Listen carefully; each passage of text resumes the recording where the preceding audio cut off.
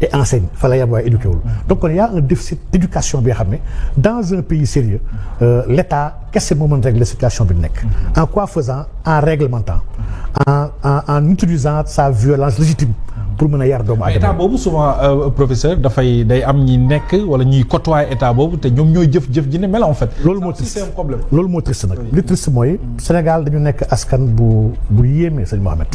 Sénégal nit yi léeg-léeg seen rapport ak dëgg ça dépend fan la ñu fite. waaw nga gis nit ku doon bañ dara démb. tey mën a jékki-jékki nangu ko ajusté woppam lii nag dafa am ay chez psychologue dañuy wooye ay biais. maanaam dafa am di biais cognitif dëkk bii ku doon psychologue dëgg-dëgg ñoo di ko jàng di gëstu médias yi di gëstu comportement yi di gëstu waxin bi di gis y a énormément de biais que l'on voit dans l'espace public. coow li mooy état dafa am ñetti leviers yoo xam ne daf ci war a sukkandiku pour yar askanam. yar askan responsabilité parent la ak état. parent bu deful waree fam état mën na dabaatal pour corriger état fi mu war a njëkk yaree mooy école am il faut si école la jàngale ay principes ak ay valeurs. aujourd'hui suñu école amul principe amul valeur. muy benn kon lii dafa laajte refondation de fond de l'école sénégalaise état dafa lijjanti les contenus qu'il y a dans les médias. moo xam média en ligne la ak média classique yi dafa am responsabilité ñoom bu ñu am ci éduquer waate aujourd'hui nos médias sont beaucoup plus attirés par le buzz. et par le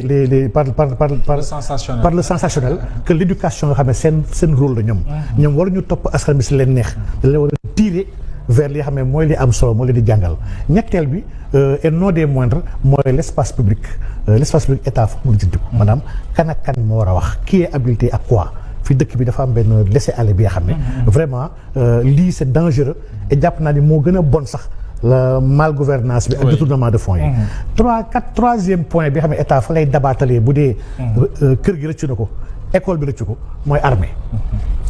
yenn dëkk yu am solo yi xale bi bu defee cursusam benn jamono état daf koy récupérer jël ko moom am lu mu koy inculquer yar ko defaraat ko ba pare su ko génnaat société bi maanaam ñun aujourd'hui yii may wax yëpp état Sénégal am ci benn.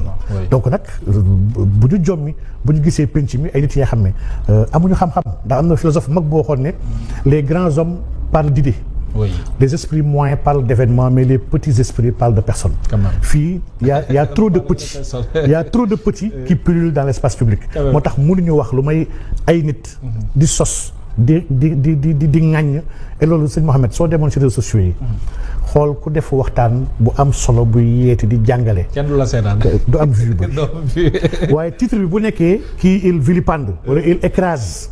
wala il achève maanaam y a une cruauté et une méchanceté bi nga xam ne actuellement c'est chez l'homo sénégalais maanaam ñun le problème majeur dans ce pays chaque fois mu wax ko ce ne sont pas les politiques du kenn c'est l'homme sénégalais si mooy problème bi on a un problème sérieux et il nous faut ñu am sincérité wu mën a dépasser suñu jëmm yi bañ a nekk ci parparloo pour xam ne am nañu problème et problème bi lii moo koy régler. C'est important. ñun dañoo faral suñu bopp gëm ni ñun ñoo gën ci askan yi ñoo gën a civilisé ci askan yi ñoo gën a muus sax ci Afrique sooy déglu Sénégalais des fois da ngay tiit donc ñun dañoo war a réformer wu.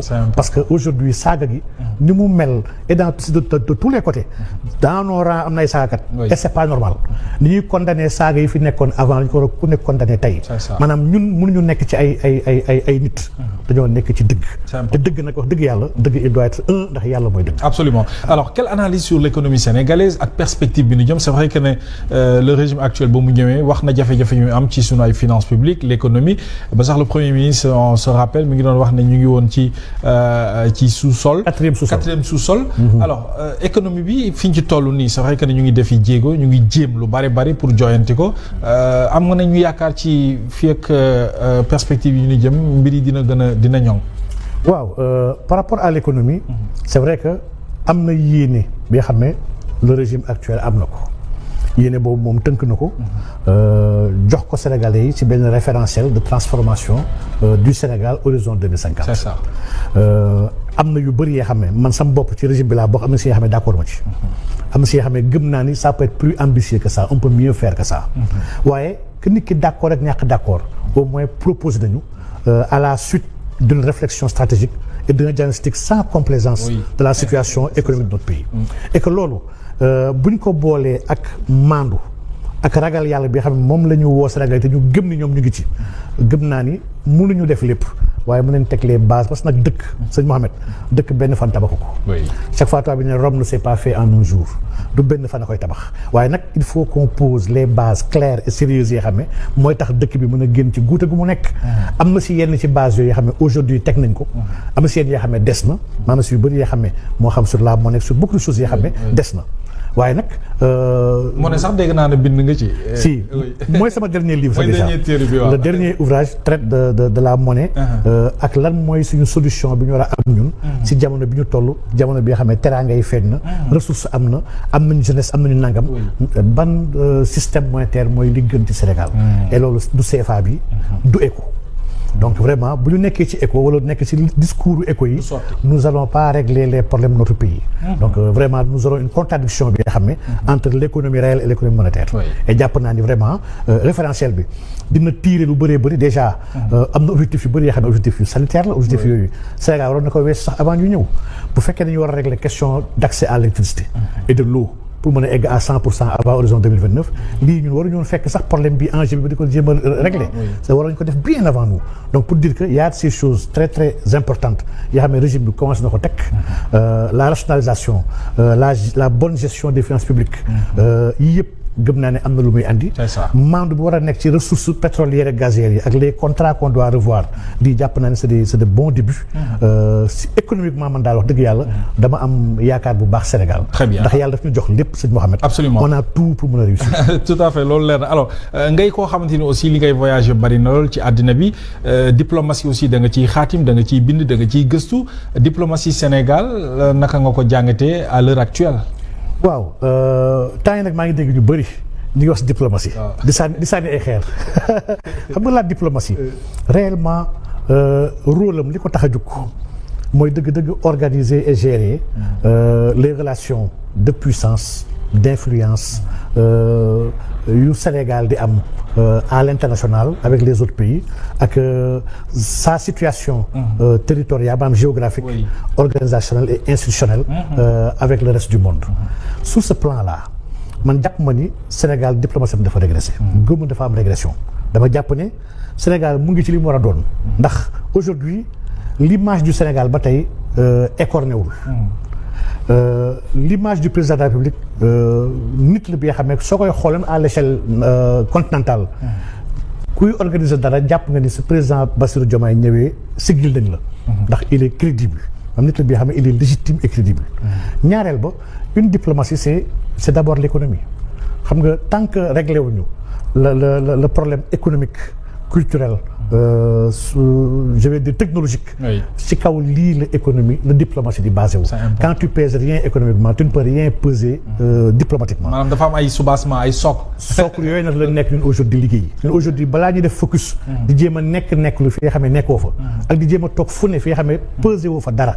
su ñuy wax voté leen doo voté buñ ne ku d'accord ñu reporté soo d'accord. te mbir nekkul woy Ousmane Sonko dafa wala Bassirou Diomaye dañu war a dem ci àdduna bi. ça veut absolument rien dire. maanaam ñiy wax loolu dañoo nekk ba tey dans un paradigme du XXe siècle où la présence physique des leaders faisait yenn avantage ak kuy dem ñaan di ma ut ay faveur ñun le paradigme actuel bu ñu woo sénégalais yi ak adduna bi yëpp mooy ñun saraxuwuñu tàlluñu loxo yelwaanuñu naxantewuñu tamit bëgguñu tegu tam ci ay lu dul dëgg pour jéem a xëcc ay mbir ñun dëgg lañu si ak adduna bi soo xoolee effort ak courage bi régime bi am ci rapport Cour des comptes bi nga xam ne vraiment le paradigme sénégalais a changé donc kon diplomatiquement aujourd'hui soo bëggee am un poids sérieux da nga war a liggéey sa économie parce que tu vas peser par rapport ak sa économie ni mu toll sa réalité commerciale naka ni la soxlaa ndax tu es sur les métaux critiques les métaux stratégiques yaa xam ne on a besoin de toi ndax technologiquement am nga innovation bu mën a andi ndax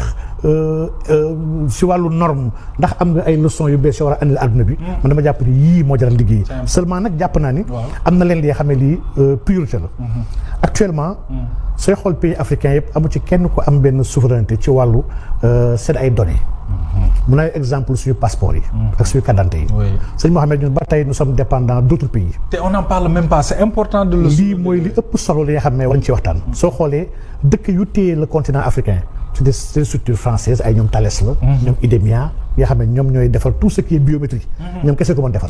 soo demee sax Belgique ñoom Semlex sa fa nekk. boo demee Allemagne Veridos sa fa nekk ak Mühlbauer ñun jëflante ñu sax pays européens ñu ngi jëflante ak Malaisie avec Iris.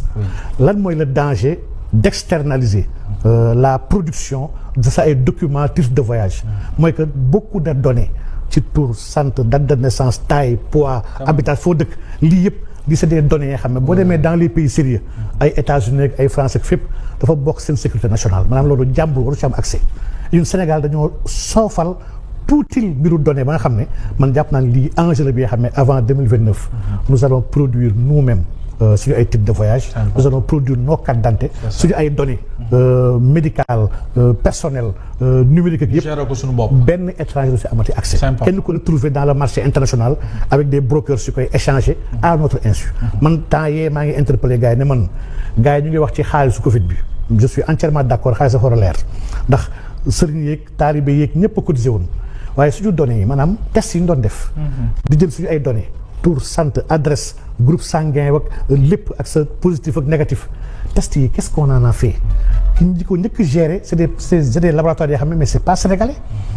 France la moo nekkoon ci ginnaaw y avait l'Institut Pasteur moo njëkkoon nekk au début après ci institut lañ ci dugal INSERM ak bu ñoom professeur comment dirais-je Mboup mais données yooyu qu'est-ce qu'on a fait y avait un programme de Bill Gates bi nga xam ne ba muy dugg moom ci corona bi identité numérique 2020 ID 2012 mais ndax gars yi dañoo joxe suñu données yi foofu ñëpp ñu joxe ñëpp ñu vacciné wu qu'est-ce qu'on a fait